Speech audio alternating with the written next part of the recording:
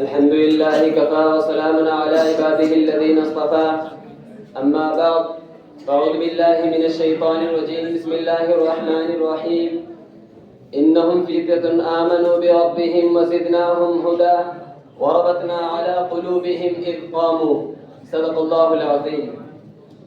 نہیں تیرا نشے من قصر سلطانی کی گنبد پر، نہیں تیرا نشے من قصر سلطانی کی گنبد پر، تو شاہی ہے بسیرا کر پہاڑوں کی چٹانوں میں.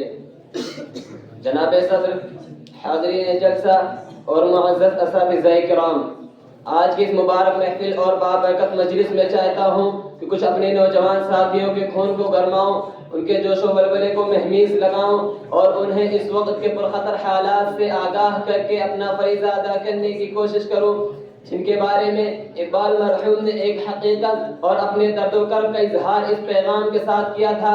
فرمایا، تیرے صوفے ہیں افرنگی، تیرے قالی ہیں ایرانی، تیرے صوفے ہیں افرنگی، تیرے قالی ہیں ایرانی، لہو مجھ کو رلاتی ہے جوانوں کی تناسانی.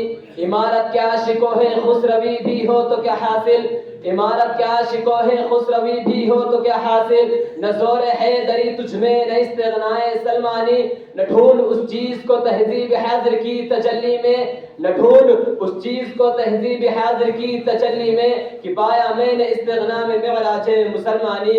عقابی روح جب بیدار ہوتی ہے جوانوں میں، عقابی روح جب بیدار ہوتی ہے جوانوں میں، نظر آتی ہے ان کو اپنی منزل آسمانوں میں.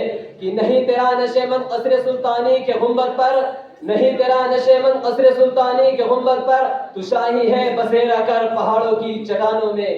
حضرات، یہ ایک ناقابل تردید حقیقت ہے کہ آج حالات اتنے پرخطر ہیں، کبھی تاریخ میں اس قسم کے حالات سننے میں نہیں آئے. یہ مغربی تہذیب، یہ تمدن کی دل فریبیاں، یہ خود غرضی و خود فراموشی، یہ رقابت و ہوس ناکی، یہ فطرت کی طاقتوں کو عریا کرنے والا فکر غصہ، یہ ترقیات کے پردے میں تنزل و انحطاط اس سے قبل دیکھنے میں نہیں آیا. اور پھر یہ قوم و ملت اپنا بہترین اثاثہ اور اپنی سیادت و قیادت کے پاکیزہ اصول رکھنے کے باوجود دوسروں کی دست نگر بنی ہوئی ہے. اور اس امت کے افراد اپنی تہذیب اور اپنے کلچر و ثقافت سے آشنا ہی نہیں. اور دوستو، خاص طور پر امت مسلمہ کا وہ نوجوان جو ستاروں میں کمنڈے ڈال دیا کرتا تھا، جو پہاڑوں کو زیر کر لیا کرتا تھا، جس کے آگے بڑی بڑی طاقتوں کی جبیں خم ہو جایا کرتی تھی، جو دریاؤں سمندر میں اپنا راستہ تلاش کر لیتا تھا، جن کے عزم سفر سے چٹانیں چور ہو جایا کرتی تھی، جن میں مریم جیسی عفت، سلیمان جیسی دانائی اور ایوب جیسا صبر تھا، جو صرف اور صرف خدا کے سامنے جھک سکتا تھا. لیکن دوستو، آج وہ نوجوان جو بے باکی و شجاعت، عفت و عصمت اور عزم و حوصلہ سے عبارت تھا،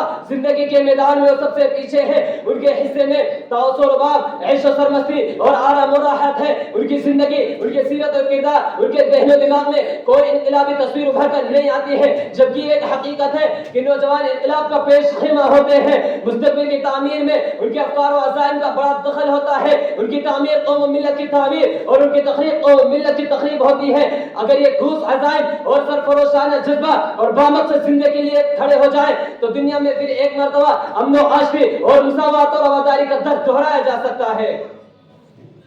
اس روئے زمین اور تاریخ کے اسٹیج پر طارق بن زیاد، محمد بن قاسم ثقفی اور محمد فاتح رحمہ اللہ کے کارناموں میں رنگ و روگن بھرا جا سکتا ہے. ان کی یاد آج کے نوجوان تازہ کرا سکتے ہیں. اس پہ ہندوستان حسن دنیا اور الفت و محبت اور زندگی گزارنے کے گہوار دوبارہ بن سکتے ہیں. اس کے لیے ضرورت ہے کہ آج کا نوجوان اٹھے، آج کا نوجوان ان کی تاریخ پڑھ کر سرفروشانہ عزم لے کر نئے بیداری اور جداگانہ اسلامی طرز کی روح کے ساتھ میدان میں آئے، مایوسی اور امیدی کو پس پشت ڈال دے. حضرات، حقیقت بھی یہی ہے کہ جب جوانوں میں عقابی روح بیدار ہوتی ہے اور چیتے کا جگر اور شاہین کا تجسس ہوتا ہے تو اپنا نشے من تلاش کرتا ہے.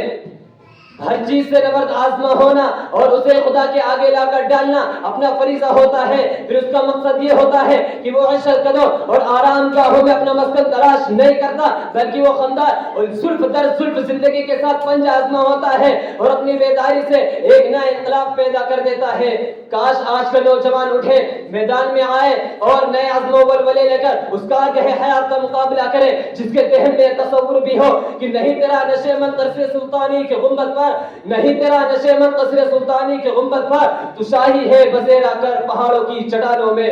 اور پھر یہ خواب شرمندہ تعبیر ہو کہ شب گریزاں ہوگی آخر جلوے خورشید سے، شب گریزہ ہوگی آخر جلوے خورشید سے، یہ نغمے معمور، یہ نغمے چمن معمور، یہ چمن معمور ہو نغمے توحید سے، وما علینا الا البلاغ۔